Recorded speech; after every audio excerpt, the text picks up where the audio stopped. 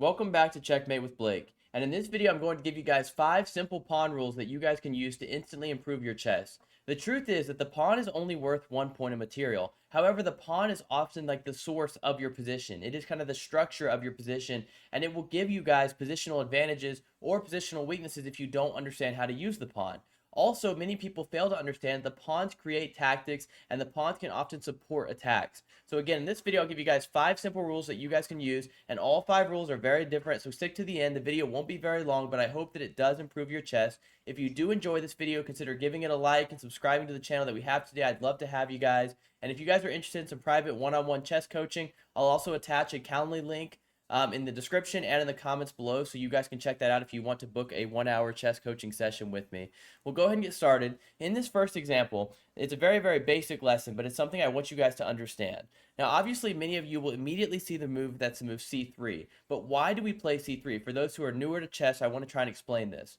Right now, our pawns are doing a very good job of controlling their side of the board and taking a lot of space on the board. So we need to do everything we can to continue to have this pressure, to continue having this strong pawn chain. So by playing the move c3, even if they capture here, we will still have a strong grip of the center.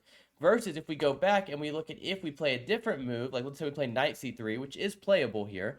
If they take and we take, this pawn will become very weak. So we want to do everything we can to support this pawn with another pawn, ideally, so that, pieces can't capture, forcing our pieces to capture back. We want to have our pawn on their side of the board and our pawns to support it so we can maintain this strong advantage that we currently have. Now, the second lesson is that we want to use our pawns to take space. When we look at this position, there's a lot of different moves that you could play. However, if we keep it in mind and we're just trying to take space on their side of the board and create attacks, then the move that you immediately should see is push this pawn to attack this knight. And once we reach this position here, we don't stop here. This pawn is under attack. But what we can do is we can actually push it again, taking so much space on their side of the board. And this is now a passed pawn.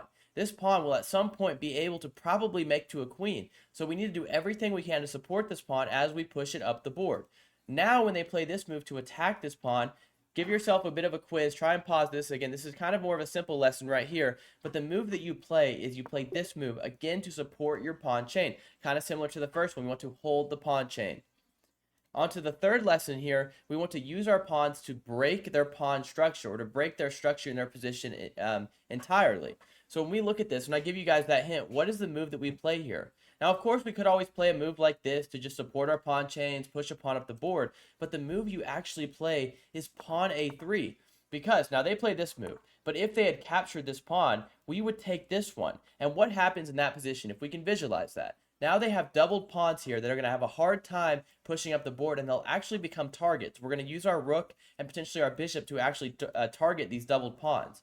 So instead they play this move here, just trying to, I guess, cover their rook with the pawn in case we take. But now we take, and we take here. And what have we done? What have we done by pushing these pawns up the board? Well, if we go back here, we'll see that we've completely destroyed their structure because they had this very solid structure. And now when we look at this, they only have a pawn here. Our bishop is in a very, very great position. It's actually threatening to take this pawn as well. But more importantly, we've created a passed pawn. So we can use our pawns to break their pawn structure, and oftentimes will give us advantages where we can, for example, in this position, push these pawns up the board and try and make a queen.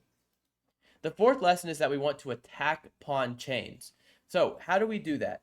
Well, the thing I want to say on this topic specifically is if we can attack a pawn chain at the base of the chain, that's the best thing you can do generally. If you can break the base of the chain, if we could, for example, in this position, take the pawn on d4, of course this pawn on e5 will probably fall. It'll be very weak. They won't be able to defend it. However, not all cases can you take the base of the pawn chain. In many positions, like this one, for example, we don't have a great way of attacking here. Because, of course, if we take this pawn, they're just going to take our knight. So we have no good way to break their pawn chain.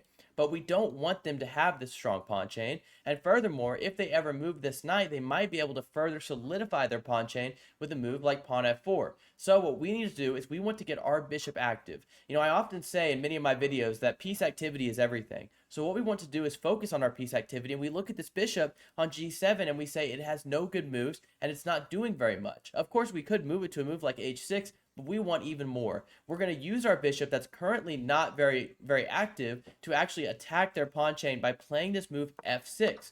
because we cannot attack the pawn chain at the base, we should instead attack the pawn chain right here because they have no good way to defend it. If we look at this position, if they play nothing, if they just move the rook over, well, now we can take here because we have so many attackers and they only have one defender. So we would already completely eliminate their pawn chain. But if they take here first, now we take with the bishop. That's the key, because once we take with the bishop, now we're double attacking this pawn, and we're going to win this pawn as well. So we've completely we've gotten rid of their pawn chain, and now we're actually going to have a very, very strong center. And our pawn, this pawn will actually be a pass pawn as well. So we want to eliminate their pawn chain and kind of create our own. Now, on to the last one. It's about pawns creating tactics. Now, that's your hint. I would like you guys to try and pause this video, try and spot the tactic that I'm talking about. But what tactics do we have in this position? When we first look at this position, what we'll notice is that this rook is currently being defended by this queen. Can we remove this defender? Can we get rid of the queen? Well, we actually can.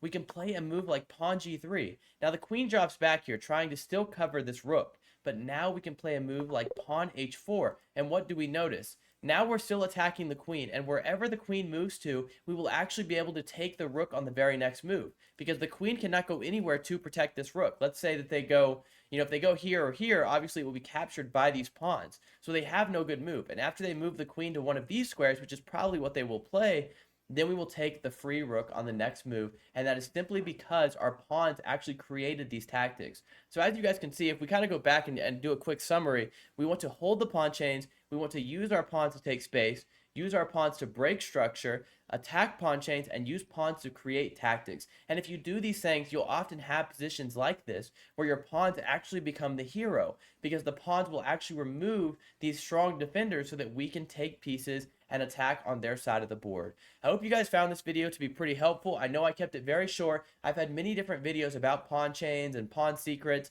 but this is just an addition to those videos because I think that you guys enjoy them. I think that a lot of people say that they do find them to be helpful. I know this was kind of simple, kind of basic, and maybe to beginner kind of level, but I hope you guys enjoyed this video. Consider giving it a like if you did enjoy it. It does mean a lot to me. It helps the channel grow and it promotes the videos. And I'd love to have you guys if you want to join the channel that we have here today. And lastly, I will say if you're interested in the chess coaching that I'm offering, consider looking in the description or the comment section. I'll attach a Calendly link. It's again one-on-one private chess coaching. Thank you guys so much for watching.